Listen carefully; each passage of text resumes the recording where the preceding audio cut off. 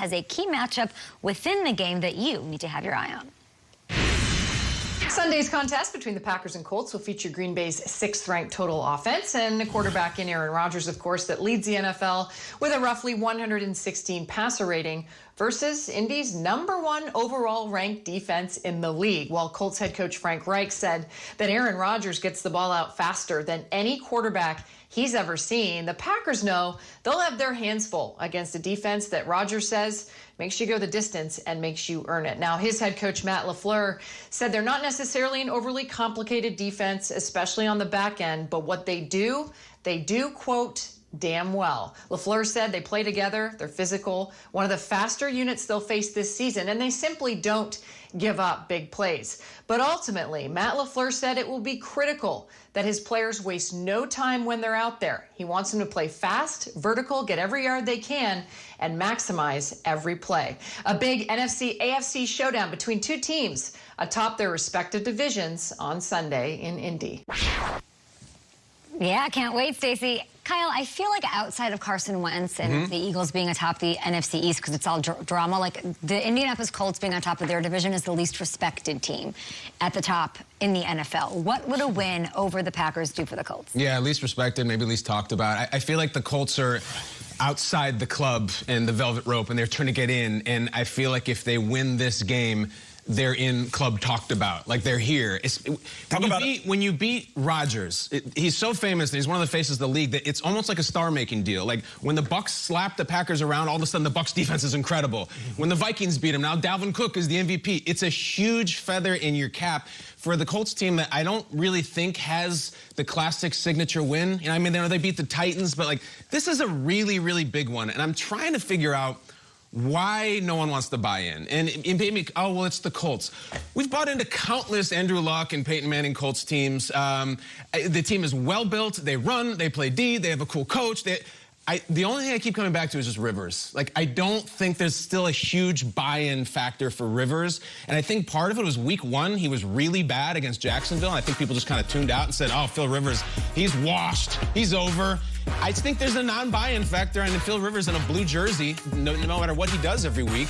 But if you beat the guy in the green jersey and wearing number 12, you are in club talked about. You have a private table on those giant Magnum bottles that Nate orders. I think this is a massive, massive transition game for them. We have a long resume that we're familiar with Philip Rivers. And that's why we oftentimes will see a great game by him. Really good. There's games where he's been extremely accurate, looking like one of the best quarterbacks in football.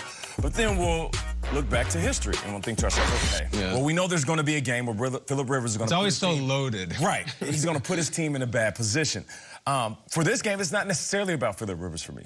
It's about that Colts defense up against Aaron Rodgers. It's interesting because the Colts defense is the 4th lowest blitz team. Why is that important?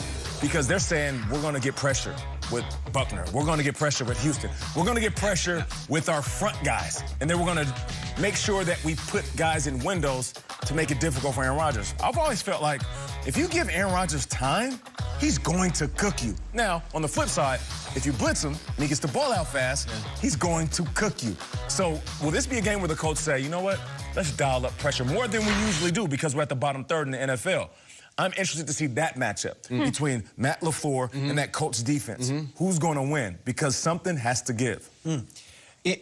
4 o'clock window, Fox has 2 games, Dallas and Minnesota or Green Bay or Indianapolis. If you had asked the Fox executives back in March last year, all right, Dallas, Minnesota or Green Bay, Indianapolis at Lucas Oil, who are you going with? The whole country is getting this game instead of Dallas, Minnesota. Awesome. So, I mean, you've got Joe Buck and Troy Aikman going into Lucas Oil, probably for the first time since Andrew Luck was the quarterback, maybe even first time since Peyton Manning, to be honest. This is the game. Like, national television, it's going to be freezing cold all over the East Coast, and everyone's going to be on their couch at 4 o'clock on Sunday watching the Indianapolis Colts led by Bobby Okereke and you know, these guys, Xavier Rhodes. Wait, wasn't he a Viking? Wait a second. I don't know who this player is. Like, no-name defense. Zach Pascal and Naheem But they're healthy now. Like, he's, you know, now Philip Rivers has healthy weapons around him. He didn't all year. Yeah, and I think this is going to be their coming-out party, whether good or bad. Like, they could absolutely do what they did against the Ravens the last time they had a national big game, and They didn't show up on offense, and the defense did their best. But this, to me, is like, all right, if the Colts win and they beat Rodgers and Phillip Rivers puts on a show, we got a cool storyline. We've got Breeze and Brady as these old war horses, but yet Rivers, the one we didn't talk about at all offseason, is the one who's taking the lead. I'm interested to see what we get because Bobby Okereke, I like saying his name, so does Pat McAfee. Bobby Okereke, it's a really good linebacker, and then a lot of good young defenders on that. They're a really complete team. Like, if I'm a top dog in the AFC, if I'm the Chiefs, you've talked about this with me, Nate, on the show, I don't want to face the Colts. I don't want to face them. And this is now going to, if they win, that's 2 big games that they've strung together under the bright lights of Thursday Night Football over the Titans, where Phillip Rivers has looked the best as he has all year with a healthy group of complementary pieces. We're on to something with this Colts team. Question quickly, where's Andrew Luck? Like, how did he fall out? Like, he's off the map completely. I don't know. How did he do that? Yosemite. He's a very famous guy, and he has a famous name. He doesn't get recognized? Nobody's taking selfies with him? He's off the grid. He doesn't have a social media. Think he shaved the beard, and that's why? No, we don't I think he grew it out. That's why I just feel like for him to go, for us